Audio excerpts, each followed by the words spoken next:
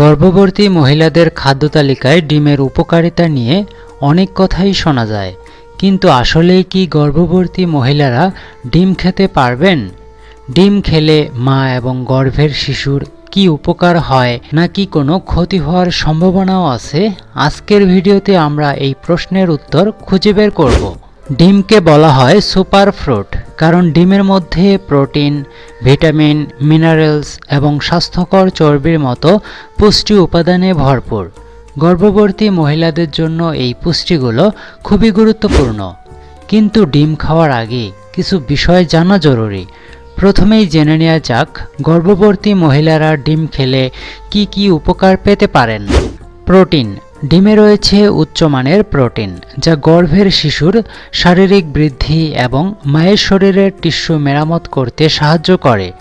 গর্ভ অবস্থায় প্রোটিনের চাহিদা অনেক বেড়ে যায়, তাই ডিম হতে পারে গর্ভবতী মহিলাদের জন্য একটি আদর্শ খাবার।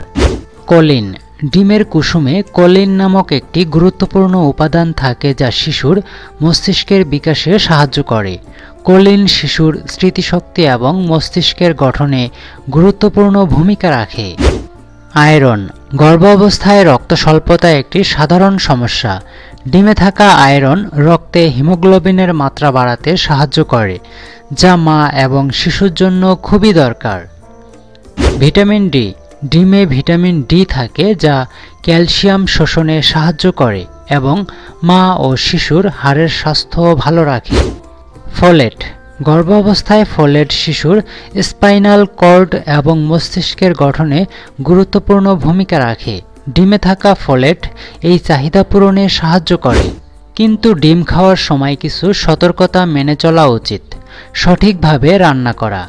গর্ভ অবস্থায় কাঁচা বা আধাসেদ্ধ ডিম খাওয়া একদমই উচিত নয়, কারণ এতে সালমোনেলা নামক ব্যাকটেরিয়া থাকতে পারে যা মা এবং শিশুর জন্য ক্ষতিকর।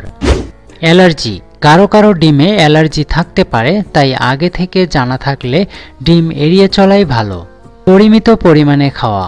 অতিরিক্ত ডিম খেলে কোলেস্টেরলের মাত্রা বেড়ে যেতে পারে, তাই দিনে 2 থেকে 3টির বেশি ডিম না খাওয়াই ভালো। ডিম গর্ভবতী মহিলাদের জন্য নিরাপদ এবং পুষ্টিকর, তবে সঠিকভাবে রান্না করা এবং পরিমিত পরিমাণে খেতে হবে।